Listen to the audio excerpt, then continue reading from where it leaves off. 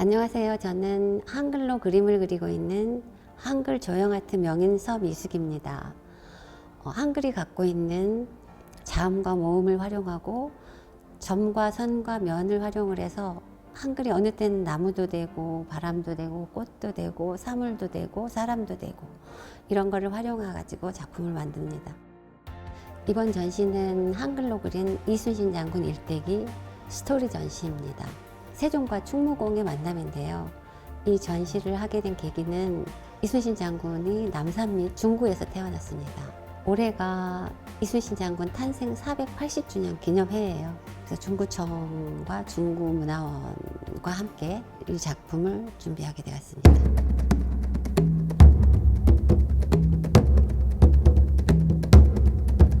첫 번째 작품 탄생입니다. 남산이고요. 파란 선은 청계천, 그리고 여기 아이보리 색깔은 충무로입니다. 그래서 충무로와 청계천 사이 이 지점에서 이순신 장군이 태어났어요. 그리고 중구청에서 또 하나 유시할 만한 거는 아주 가까이에 훈련원이 있었어요. 그래서 훈련원은 그 조선시대 때 군사들을 훈련시키고 시험을 보고 교육시켰던 그런 곳인데요. 훈련원이 옆에 가까이 있다 보니까 어린 이순신은 언제든 군사놀이를 하고 놀고 대장 노릇을 했다고 합니다. 그래서 제가 남산에 좀 굵직굵직한 선을 뒀던 거는 이 남산의 전기를 받고 아주 튼튼하고 씩씩한 아이가 태어났다.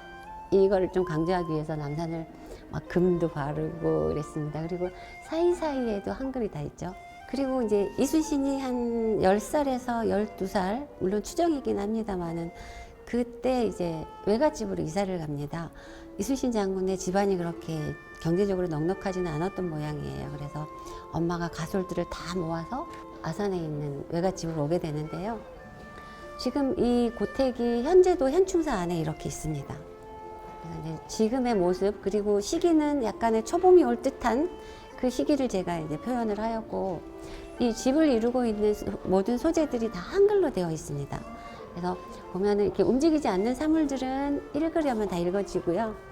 바람에 나무끼는 나뭇잎이라든가 꽃잎이라든가 이런 것들은 글씨가 그냥 이미지로 보시면 될 것 같습니다. 그리고 제가 이제 스토리를 전시하는 작가다 보니까 감정에 따라서 다른 글씨체가 필요해서 몇 개의 글씨체들이 개발이 되었어요. 그래서 뾰족한 글씨도 있고 꽃은 동글동글하기도 하고 그림자가 짙은 부분은 두껍기도 하고, 그래서 이제 몇 개의 글씨체들이 혼합되어져서 이 고택이 그려졌는데 개인적으로 이 작품이 너무나 좋습니다.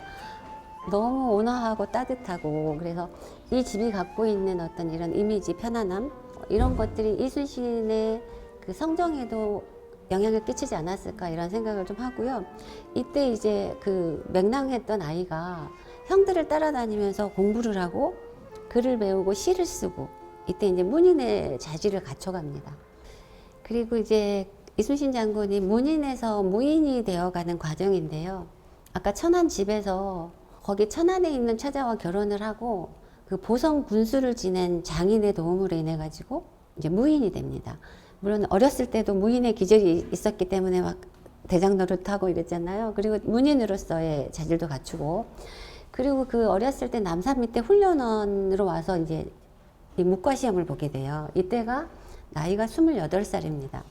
근데 이제 워낙 한 480년 정도 지금 됐거든요. 그러다 보니까 자료가 너무 없어요. 그래서 제가 이제 지금 현재 이 훈련원이 을지로의 훈련원 공원으로 조성이 되어서 그 자리가 그대로 유지는 되어 있습니다. 그래서 제가 이제 현장을 가보고 상상을 해서 이 훈련원 그림을 그려보았는데, 여기만 색깔이 있잖아요. 색깔이 있는 이유는 28살 때 시험을 보다가 낙마를 하고 다리를 골절이 되는 사고가 생깁니다.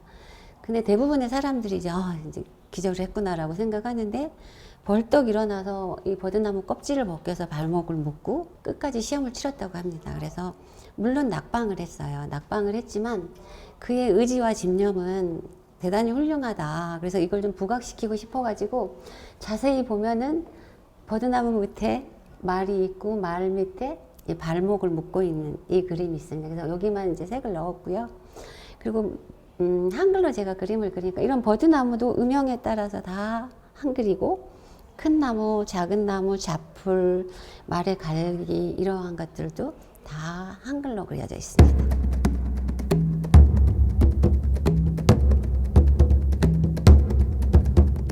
이제 28살에 저렇게 낙마를 하고 4년 후인 32살에 다시 시험을 보게 돼서 합격을 하게 돼요. 그리고 한 1년 정도 보직을 못 받다가 나중에 보직을 받고 함경도, 뭐 충청도, 전라도를 돌아다니다가 다시 함경도로 가게 됩니다. 그래서 녹둔도 전투가 끝나고 첫 번째 백의종군을 하게 되는데 워낙에 올곧고 불의에 타협하지 않고 또 척탁도 안 들어주고 이러다 보니까 적들이 생기는 거예요. 그래서 파면되었다가 다시 사면되고 그런 과정을 거치고 함경도로 가서 승리를 했는데도 불구하고 윗사람의 어떤 모함으로 인해 가지고 투옥이 됩니다. 그렇게 해서 녹둔도 전투가 끝난 백의종군을 표현을 했는데 그때만 해도 군사들이 전부 색깔 있는 옷을 입었는데 이제 이때 백의종군은 흰 옷을 입고 이제 이게 하얀색 도포입니다. 여기 안에 보면은 활 쏘고 칼 싸움하고 여진족과 그 싸우는 장면을 도포 안에다 다 그려 넣었어요. 그거는 그 이순신 장군이 백의종군을 하나 언제든 달려나갈 수 있는 그런 의지를 갖고 있는 분이셔서 그런 유비무환의 자세 또는 충성스러운 마음을 표현하고자 이 도포에다가 다 한글로 그림을 전쟁을 그려 넣었습니다. 이번 작품은 이순신의 사람들입니다. 영웅이 있으면 혼자 영웅이 되지는 않잖아요. 주변 분들의 도움으로 또는 받쳐줌으로 인해 가지고 영웅이 될 텐데 조일 전쟁을 승리로 이끄는 데는 한 33명의 장군들이 있고 특히 또 한 4명이 더 가깝게 밀접하게 이순신 장군을 돕는 것 같습니다. 그래서 이제 33분을 다 넣기에는 화폭이 너무 작아서 이 정도의 사람만 넣었고요. 경상도에서 전라도까지 해전이 일어난 지역을 쭉 이제 이들의 이름으로 그리다 보니까 여기는 경상도 따로, 전라도 따로 이제 전쟁마다의 둘레길이든 관광 어떤 명소들로 지정이 준비를 해 놨겠지만 이걸 국가 차원에서 쭉 이어서 이순신 장군의 둘레길 또는 임진왜란 들레길 이렇게 해서 여기를 구성을 해 놓는다면 관광 컨텐츠로 너무도 좋을 것 같고 또 후세들이 갔을 때 자연스럽게 역사 공부도 하게 될 것 같고 충성심도 생기지 않을까 이런 생각을 하면서 여기는 이순신 장군 둘레길이다 이렇게 제목을 하면서 이들의 물길 속에 이들의 이름을 다 집어넣습니다. 조일 전쟁을 승리로 이끈 33명의 이순신의 사람들입니다. 그리고 이런 분들의 힘과 노력이 합쳐져 가지고 이제 거북선이 건조되는데 전통 방식과 그리고 과학적인 것과 상상하는 좋은 아이디어와 이런 것들이 모아져서 이제 거북선이 건조됩니다. 그래서 이제 이 뾰족뾰족 길쭉길쭉하게 써 있는 거는 아까 제가 말씀드렸듯이 제가 글씨체가 몇 개 있잖아요. 이거는 예송 직립체라고 그래서 사람의 형상을 표현하는 사람이 서 있는 듯한 그런 느낌으로 이제 직립체입니다. 그래서 이 관과 민과 수많은 사람들의 에너지가 합쳐져서 이 거북선을 건조했다라고도 볼 수 있겠고요. 또 이 거북선이 수많은 백성들을 지켜냈다라고도 볼 수 있겠고 그거는 이제 보는 분의 어떤 해석으로 보시면 될 것 같은데요. 이때만 해도 이제 일본은 조총을 가지고 싸우고 우리는 활밖에 없으니까 우리도 신무기가 필요하다 이런 시점에 그 이순신 장군이 전라도로 오게 되시고 나대용이 막 판옥선을 하다 이걸 들고 가서 이거 합시다 이렇게 되잖아요. 이렇게 구성된 거북선입니다. 다음은 신은 이미 준비를 마쳤습니다 입니다. 이거는 이제 음각 형태를 이용해서 글을 물속에 넣었어요 라고 얘기를 해요. 제가 우리가 전략과 전술은 남에게 보여주면서 하는 건 아니다 보니까 이 의지를 물속에 집어넣고 이 바다를 기필코 지키리라는 각오를 담아서 신은 이미 준비를 마쳤습니다를 음각 형태로 작품을 만들었습니다. 거북선이 건조되는데 1년이 걸립니다. 1년이 걸리는데 거북선이 건조된 바로 다음 날 임진왜란이 일어나는 거예요. 그래서 옥포해전 그리고 또 거쳐서 사천해전 이제 거북선은 사천해전부터 출항을 하게 되는 거고요. 그리고 거쳐서 한 7번 정도의 전쟁이 있다가 이제 한산도해전이 일어나는 거예요. 그래서 한산도해전에서 가장 특징적인 거는 하객진 전법이잖아요. 그래서 이 그림이 거북선이에요. 거북선이 외적들이 내려오는 거를 매 눈으로 바라보고 있는 그런 시점입니다. 그래서 쫙 펼쳐서 이제 포위 선묘라는 작전을 펴서 너무나 대단하게 승리를 하잖아요. 그래서 이 작품 그 씬을 묘사를 해서 그려봤고요. 이렇게 보면은 자잘한 거북선의 뾰족뾰족한 부분들도 음영을 다 집어넣었어요. 그래서 빛과 그림자가 다 있어서 보기에 조금 편안한 그런 부분이 있겠고, 이게 워낙 작품이 크다 보니까 판이 3개가 들어갔어요. 3개가 들어갔는데 이 판에 물길도 맞춰야 되고요. 이게 다 한글이니까, 한글이 파도를 치고 있는 거니까 물길도 맞춰야 되고 글도 맞춰야 되고 물의 색도 맞춰야 되고, 그래서 이 작업을 하는데 시간이 좀 걸렸고 힘도 조금 들었고, 그렇지만 완성을 해놨을 때 만족감을 되게 들었습니다. 이번 작품은 하객진 전법입니다. 아까 말씀드린 한산도 해전에서 하객진이 쓰여져 가지고 아주 큰 승리를 했잖아요. 우리나라를 승리로 이끄는데 아주 큰 공을 들인 전법이다 라고 해서 제가 하객진을 부각을 시켰고요. 이 날개 하나하나에 다 자개를 붙였습니다. 그래서 반짝이게. 처음에는 깃털을 붙일까도 생각을 했는데 빛나게 해주고 싶은 거예요. 이 하객진 전법이 너무나 훌륭하게 쓰여져 가지고, 그런데 빛에 따라서 자개가 반짝임이 다르게 보이기도 해요. 그래서 약간의 움직임도 있어 보이고, 그리고 그 결에 따라서 자개를 붙여서 조금 더 자연스럽게 보이고, 우리는 이제 외군의 전선이 내려오는 거를 바라보고 있다가 날개를 펼치듯이 둘러싸서 이제 공격을 해서 승리를 하는 그런 전법입니다.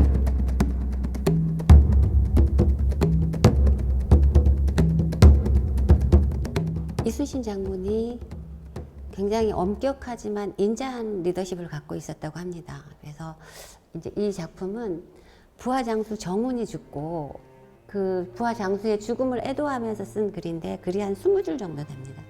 20줄인데 그 중에서 이제 3줄을 제가 뽑아가지고 작품을 만들었는데, 인생이란 반드시 죽음이 있고 죽고 삶에는 반드시 천명이 있나니 나라 위에 던진 그 몸 죽어도 살았도다, 이런 글입니다. 근데 이게 되게 합판이 낡아 있어요. 낡은 합판을 이용한 거는 한참 전쟁 중이었기 때문에 되게 이제 낡은 합판을 썼고, 아까 그 신은 이미 준비를 마쳤나이다 같은 경우는 음영 형태로 물속에 집어넣는데, 이거는 이제 양각 형태로 오히려 글을 드러나게 했어요. 그리고 이제 음분을 발라가지고 그 돌아가신 분들의 충성심은 이렇게 빛난다. 네, 환경은 이렇지만 빛난다라는 거를 좀 주고 싶어서 이렇게 작품을 만들었습니다. 여러 전쟁을 거쳐오고 이제 한산도 생활이 들어가는데 한 4년 정도의 한산도 생활이 들어갑니다. 그때 이제 난중일기를 보면 가장 고독한 시기가 아니었나라는 생각을 하게 되더라고요. 그래서 이런 그 한산섬 달 밝은 밤에 수루에 홀로 앉아 큰 칼 옆에 차고 깊은 씨름하던 차에 어디서 일성어 가는 나의 애를 끌라니, 이런 시가 되게 여러 편이 나오는데 이제 그거는 그 외와 명이 협정을 하고 휴전 상태에 들어가잖아요. 소강 상태에 들어가는데 돌아보니 군사들은 다 다쳐 부상당해 있고 전염병이 돌기도 하고 전선은 다 망가져 있고, 그리고 이제 조정에 이걸 보고를 하나 알아서 해라. 큰 도움은 되지 않고, 그러다 보니 이제 어떤 책임감과 그 애달픔과 이게 굉장히 진하게 드러납니다. 그래서 이런 시를 이 시기에 많이 쓰면서 군사를 다시 확충을 하고 전선을 다시 확충을 하고 그런 이제 4년간의 생활이 있습니다. 근데 여기 보면은 나무 이파리들이 하얗게 막 있는 거는 잠을 안 자고 수많은 고뇌와 걱정과 그 애달픔으로 밤을 새운 시간들, 이런 거를 좀 표현을 해봤습니다. 3년 8개월 정도 한산도 생활을 하고 그러는 과정에 그럼에도 불구하고 또 음모로 투옥이 되는 상황이 생깁니다. 원균의 음모와 또는 그 선조의 시기 질투와 그리고 또 이제 그 어떤 외의 이간질로 인한 침략을 해야 된다 뭐 이런, 그러나 그렇게 하면 안 될 것입니다 하고 이제 따르지 않잖아요. 그래서 그럼으로 인해 가지고 이제 투옥이 되는 상황이 생기는데, 이거는 말이 만든 감옥입니다. 그래서 이 글이 쇠창살이라고 보시면 될 것 같고요. 제가 글을 눕혀서 썼어요. 그래서 올바르지 못한 말이 사람을 가두기도 하고 다치게 한다. 이게 뒤에 초록색으로 제가 염색을 한 건데, 이때에도 주변에서는 와서 아 이렇게 하면 나갈 수 있단다, 이렇게 하면 좀 어떻단다, 이런 것들이 많았으나 그 굉장히 올곧잖아요. 올곧아서 언제나 인생이란 반드시 죽음이 있고 죽고 살면은 반드시 천명이 있다. 그래서 그러지 않는다라고 했다고 합니다. 네. 그래서 그 사람의 성정을 이제 초록색으로 조금 표현을 해봤습니다. 자, 이 작품은 곡이라는 작품입니다. 많은 분들이 알다시피 이순신 장군을 이루고 있는 게 효충의 인이잖아요, 대표적으로. 그래서 난중일기를 보면은 몇 장에 걸쳐서 엄마 얘기가 계속 나옵니다. 그래서 아산에서 소식이 왔는데 엄마가 무사하다니 다행이다. 또는 뭐 맛있는 걸 먹어도 엄마한테 보내드려야겠다. 또 비가 와도 엄마는 무사하신가? 뭐 이런 걱정을 굉장히 많이 합니다. 근데 그 엄마가 그때 당시에는 이제 여수에 계셨어요. 여수에 계셨는데 아들이 서울로 투옥돼서 올라가다 보니 여기 있을 이유가 없다. 아들 옆에가 지켜야겠다 하고 이제 여수를 떠나서 서해 바다로 올라오다가 풍랑을 맞고 돌아가십니다. 근데 감옥에서 나오고 10일 만에 이제 엄마가 돌아가신 배가 해안 바닷가로 들어오는 거예요. 그때 이제 올라가서 막 통곡을 하셨다고 해요. 여기에 살색은 그런 어떤 살을 에이는 아픔 같은, 왜냐하면 엄마를 천지라고 불렀다고 합니다. 하늘이라고. 그래서 이런 아픔이고, 이거는 이제 그 예전에 상여 나가잖아요. 사람들이 이제 장례할 때 상여 나가고 했던 그때 상여복의 상모입니다. 그래서 삼배를 떠다가 제가 상모를 만들었고, 그 어떤 살을 에이는 아픔, 그리고 엄마의 명복과 그런 마음을 담은, 애달픔을 담은 그 작품입니다. 그래서 이 작품만 유일하게 글이 없어요. 그 이유는 그 황망함이나 아픔은 어떤 글로도 표현할 수가 없겠다. 그래서 여기서는 그냥 글을 뺐습니다.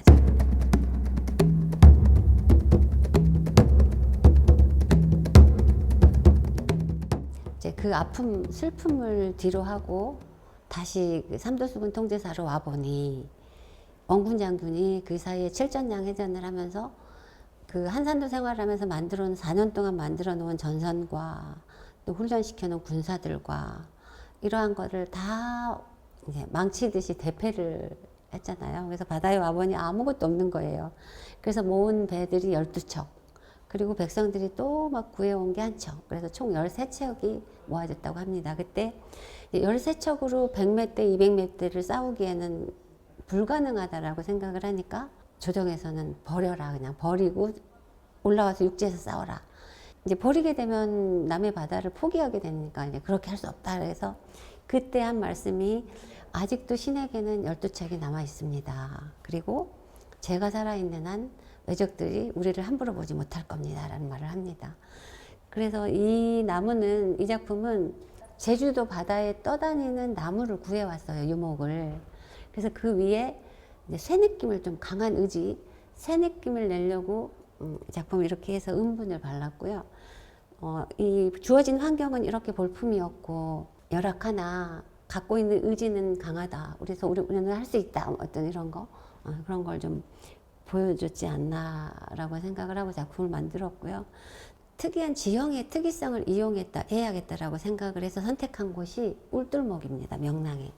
그곳을 선택하고 명랑해전이 일어나기 전에 장수들을 모아놓고 엄한 훈시를 하는데 그때 하신 말씀이 필사즉생, 생필즉사. 반드시 죽으려고 하면 살 것이고 살려고 하면 죽을 것이다. 이 말씀을 이제 이때 하시는데, 제가 이 글을 쓴 거는 모래입니다. 모래로 이제 글씨를 구성을 했고, 이 작품에서 모래를 사용했던 거는 이 뜻과 같이 모래알 같은 힘마저도 다 쏟아서 이 나라를 지키는데 힘을 쓰자. 뭐 이런 거를 좀 담았습니다.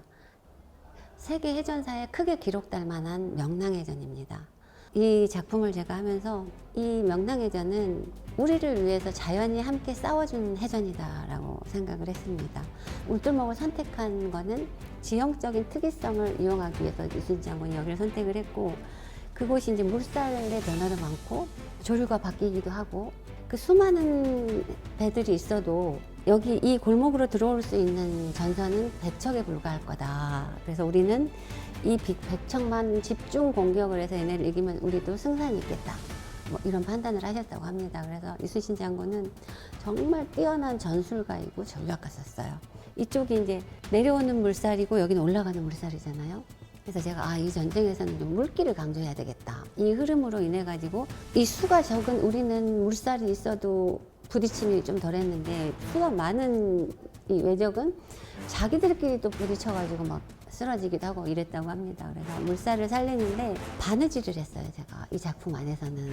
그래서 이게 이제 광목인데 광목을 가정 시간에 배운 시침질을 해가지고 양쪽으로 주름을 잡고 해서 이렇게 보면은 움직입니다. 큰 물살, 작은 물살 이런 이제 물살을 좀 강조하기 위해서 이렇게 표현을 해서 완성된 그런 작품입니다. 이 작품은 글씨 속을 비웠습니다. 그 비운 이유는 명랑해전에서 대패한 외적이 보복으로 이제 천안에 올라가가지고 천안 아산 집 마을을 다 불태워버리잖아요. 근데 그 용맹한 막내 아들이 엄마를 돌보고 있는 막내 아들이 적군 속으로 뛰어들어가 싸우다가 21살에 전사를 합니다. 근데 그때 마침 이순신 장군이 해전 지역에 있다가 비슷한 꿈을 꿔요. 꿈을 꾸고 아들을 데리고 이 막내 아들을 데리고 말을 타다가 말이 넘어질 것 같은, 그래서 떨어지면서 아들을 바쳤다고 합니다. 이렇게. 근데 그때 꿈에서 깨어나고 나중에 서신을 봤는데 통곡이라는 서신이 온 거예요. 그래서 직감적으로 아들한테 문제가 생겼다라고 생각을 하셨대요. 그래서 제가 이 글자 속을 비운 이유는 자식을 먼저 보낸 부모 심정, 그 심정은 속이 비워버릴 것 같은 거예요. 그래서 글씨를 쓰고 목을 다시 다 뺐어요.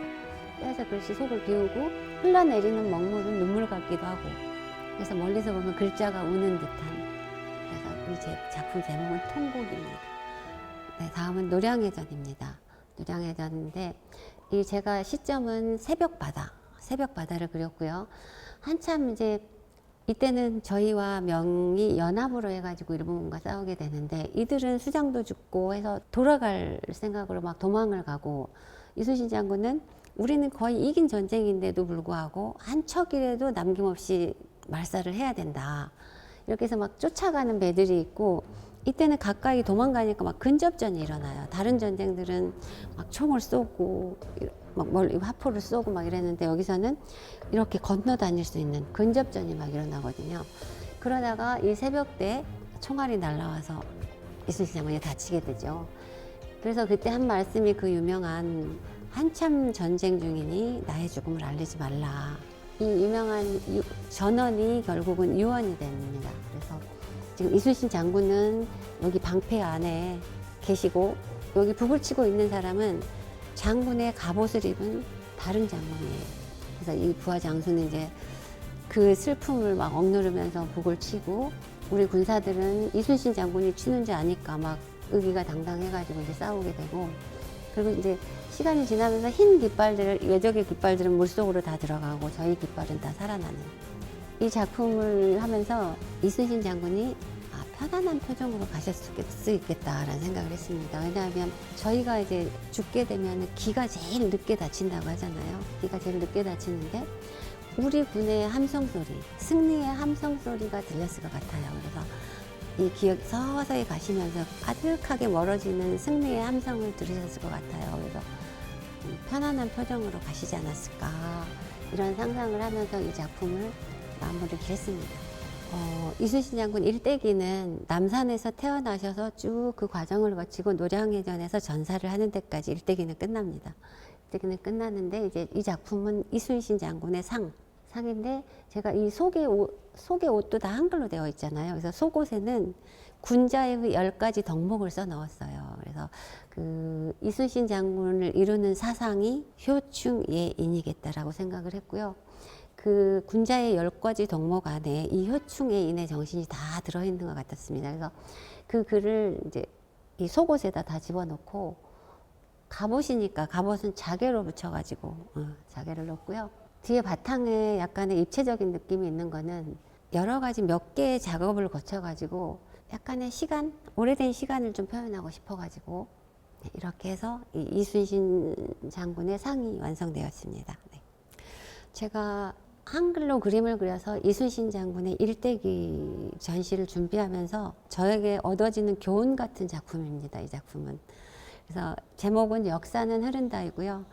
역사는 기록으로 있는 것이 아니라 흐르고 흘러서 우리에게 와 닿는다.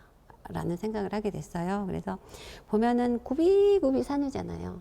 그 굽이굽이 산 사이사이에 수많은 이야기와 사건들, 사람들, 너무나 많은 이야기들이 있겠잖아요.